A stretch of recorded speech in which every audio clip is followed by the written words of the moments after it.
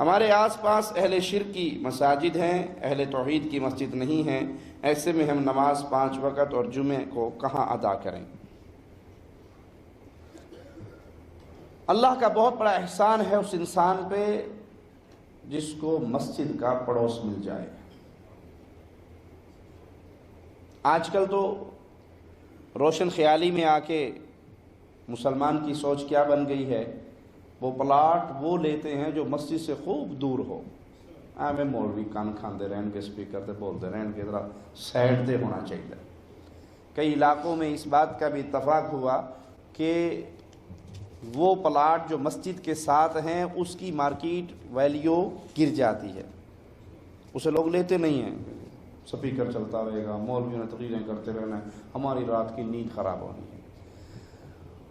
دین 2 جگہ سے ملتا ہے، یاد رکھیے، دین 2 جگہ سے ملتا ہے، مسجد سے اور دین کے عالم سے، عالم ربانی سے۔ تیسری جگہ تو دین نہیں ہے، سینمے سے تو دین نہیں ملے گا نا۔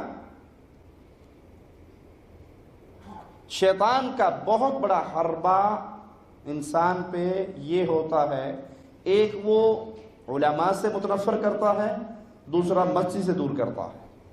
آپ مسجد کے قریب ہوں گے، آپ کو 5 وقت کی نماز ملے گی، آپ کے بیٹے مسجد میں آئیں گے، آپ کی بیوی، آپ کی ماں، آپ کی بہن جمعے کا خطبہ سننے کے لیے آئے گی، تو تربیت ہوتی رہے گی نا۔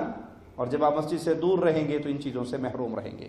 لیکن اس کے ساتھ ساتھ لازم ہے کہ آپ اہل توحید کی مسجد کے پڑوس میں رہیں، ان کے پیچھے نماز ادا کریں، ان کے پیچھے جمعہ ادا کریں۔ کیوں؟ مشرک کے پیچھے نماز نہیں ہوتی۔ جس کے عقیدے میں شرک اکبر ہے وہ ایمان کا اندھا ہے، اور ایمان کے اندھے کی امامت میں نماز نہیں پڑھی جا سکتی۔ نماز اہل توحید کے پیچھے ہوا کرتی ہے۔ آپ کسی ایسی جگہ میں ہیں تو آپ پہ لازم ہے کہ آپ اگر کرایہ دار ہیں تو اس مکان کو چھوڑیں، اہل توحید کی مسجد کو تلاش کریں، وہاں جا کے رہیں۔ ذاتی گھر ہے تو اس کو سیل کر کے اہل توحید کے محلے میں جا کے آباد ہوں، تاکہ آپ مسجد سے محروم